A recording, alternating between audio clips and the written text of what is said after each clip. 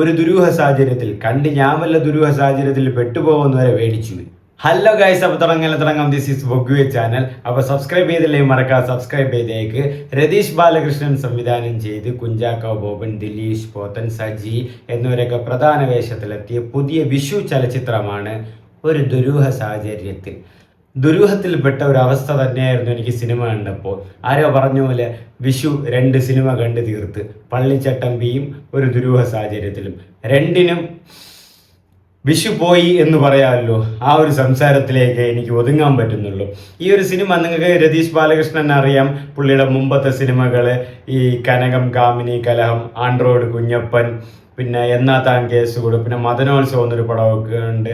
ഈ ആൻഡ്രോയിഡ് കുഞ്ഞപ്പനും കനകം, കാമിനി കലഹം ഇതൊക്കെ ഒരു നല്ല പടങ്ങളാണ്. എനിക്ക് ഒരുപാട് ഇഷ്ടമുള്ള പടങ്ങളാണ്. എന്നാ താൻ കേസ് പുള്ളി ഒരു കാസർഗോഡ് ആ ടൈപ്പും കാര്യങ്ങളൊക്കെ പിടിച്ച് ആ ഒരു സ്ലാങ്ങും കാര്യങ്ങളൊക്കെ കൂടുതൽ വരുന്ന ഒരു ടിപ്പിക്കൽ ഒരു പടങ്ങൾ എടുക്കുന്ന ആൾക്കാരാണ്.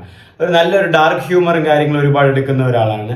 പിന്നെ ഇതിന് മുമ്പ് തന്നെ പുള്ളി ഒരു സിനിമ എടുത്തിട്ടുണ്ട്, ഒരു രാജേഷ് മാധവനെയൊക്കെ വെച്ച് ആ ഒരു എന്നാ താൻ കേസുള്ള ഒരു പ്രണയം കഥ വെച്ച്. അത് ഒരുപാട് പ്രൊഡ്യൂസറിനെ പറ്റിച്ച് അലക്കി വിട്ട ഒരു സിനിമയാണ്. അപ്പോൾ ഈ സിനിമയിലേക്ക് വരുമ്പോൾ പെർഫോമൻസ് വൈസ് നോക്കുമ്പോൾ കുഞ്ചാക്കോ ബോബനായാലും സജി ഗോപനായാലും ദിലീഷ് പോത്തനായാലും എല്ലാവരും നന്നായിട്ട് തന്നെ ചെയ്തിട്ടുണ്ട്.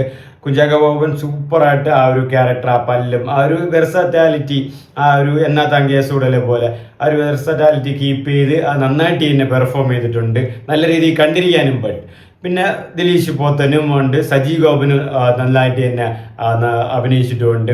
എന്നാലും പുള്ളിക്ക് ആ പഴയ സിനിമയിലെ സെയിം മാനർസും ഒക്കെ ഇടയിലൊക്കെ വരുന്നത് പോലെ, അതായത് ഈ ഏതൊരു സിനിമ ഉണ്ട് അനശ്വരയുടെ ഉള്ള സിനിമ, സെയിം സാധനം പോലെയൊക്കെ ആയിരിക്കും. ഈ വേറെ ഞാൻ 1-2 സിനിമയിലൊക്കെ കണ്ടിട്ടുണ്ട് പുള്ളിക്ക്. അതായത് ഒരു സെയിം ക്യാരക്ടർ പിടിക്കുക, അതായത് നമുക്ക് ആ ഒരു ലൊക്കേഷനും പരിപാടികളൊക്കെ വേറെ ആണെങ്കിലും ഒരു സെയിം ക്യാരക്ടറിൻ്റെ ആ ഒരു വോയിസും കാര്യങ്ങളൊക്കെ പിടിക്കുന്ന പോലെയൊക്കെ എനിക്ക് പേഴ്സണലി ഫീൽ ചെയ്ത്. നിങ്ങളെങ്ങനെയാണെന്ന് മറക്കാതെ കമൻറ്റ് ചെയ്തേക്ക്. മൊത്തത്തിൽ സിനിമ എനിക്ക് എവിടെന്നോ എന്തോ ഒരു തകരാറ് പോലെ, ഒരു ഫുൾഫില്ലിങ് കിട്ടിയില്ല, ഒരു ഹൈ മൊമെന്റ്സ്. അത് 2 മണിക്കൂർ എന്തേ ഉള്ളൂ സിനിമ. എന്നിരുന്നാലും കണ്ടിരിക്കാനൊന്നും എനിക്ക് തോന്നുന്നില്ല. പെർഫോമൻസ് വൈസ് ഓക്കെയാണ്, ബട്ട് പെർഫോമൻസ് മാത്രം പോരല്ലോ. സിനിമ ഒരു സ്റ്റോറി ആയിട്ട്, ഒരു സ്ക്രീൻ പ്ലേ ആയിട്ട്, ഒരു റൈറ്റിംഗ് ആയിട്ട് നല്ല രീതിക്ക് വന്നാലേ നമുക്ക് സിനിമ കണ്ട് ഒരു സാറ്റിസ്ഫാക്ഷനൊക്കെ കിട്ടും. പെർഫോമൻസ് വൈസ് മാത്രമാണ് കൊള്ളാമെങ്കിൽ പിന്നെ എത്രയൊക്കെ പടങ്ങളായിരുന്നു ഇവിടെ പൊട്ടി പോവാതിരുന്നെങ്കിൽ, മിക്ക പടങ്ങളിലും ജയിച്ചെങ്കിൽ എല്ലാത്തിലും പെർഫോമൻസും കാര്യങ്ങളൊക്കെ ഉണ്ട്. ആൻഡ് പെർഫോമൻസ് വൈസ് നോക്കുവാണെങ്കിൽ നല്ലതായിട്ടുണ്ട്. ബട്ട് കഥ വൈസ് അല്ലെങ്കിൽ ഒരു പടമല്ല, അപ്പോൾ ഒരു പടം കാണുന്ന പോലെ നോക്കിയാൽ ഒന്നുമില്ല പടത്തിൽ. ഞാൻ പ്രതീക്ഷിച്ച പോലെ തന്നെ, അതായത് ഒരു നല്ല ഒരു ഉറക്കം എനിക്ക് കിട്ടി, ഒരു സാറ്റിസ്ഫാക്ഷൻ കിട്ടിയില്ല. ഈ രതീഷ് ബാലകൃഷ്ണൻ നിങ്ങൾക്കറിയാം, പുള്ളി ഒരു ഡാർക്ക് ഹ്യൂമർ കാര്യങ്ങളൊക്കെ ഇട്ട് പുള്ളിയുടെ ആ ഒരു ഐഡന്റിറ്റിയിൽ പുള്ളിയുടെ ഒരു കോമഡിയും കാര്യങ്ങളൊക്കെ ഇടുന്നതാണ്. അത് പലപ്പോഴും വർക്കൗട്ടും കാര്യങ്ങളും നടന്നിട്ടുണ്ട്. ബട്ട് ഈ പടത്തിൽ എന്താണ് ഉദ്ദേശിച്ചതെന്ന് മനസ്സിലായില്ല. ഒരു ദുരൂഹ ഒരു ദുരൂഹ സാഹചര്യത്തിൽ ആ പേരിനോട് അനുബന്ധിക്കുന്ന സീൻസുകളും കാര്യങ്ങളും തന്നെയാണ് പടത്തിൽ വന്നത്.